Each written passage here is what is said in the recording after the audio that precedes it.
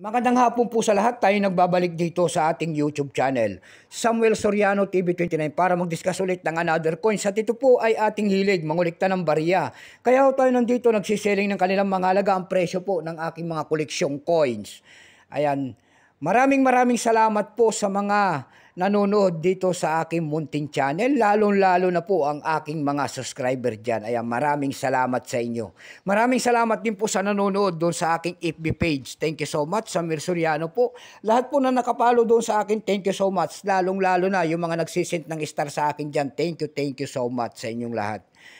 Ayan, yun naman po hindi pa po nakapag-subscribe dito sa aking munting channel, YouTube channel. Ayan, anyayahan ko lang sana kayo.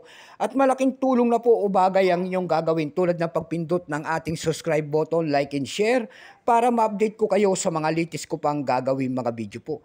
Mayroon na naman tayong pag-uusapang barya at ito po ay barya po, pera po ng Indonesia. Ayan, pera po ng Indonesia, 500 rupee po. Pera po ng Indonesia year 2003, punong-puno na po siya ng pakikipagdigma. Bago tayo magsimula sa ating talakayan, kilalanin mo muna natin siya para makita natin ang kanyang presyo.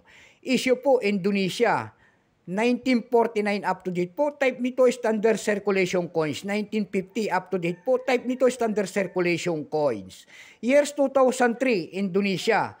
Value nito 500 rupee, currency rupee, 1965 up to date po. Composition yan ay aluminum. Ayan, nabubulol na.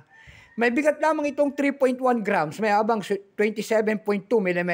May kapal po naman itong 2.5 mm.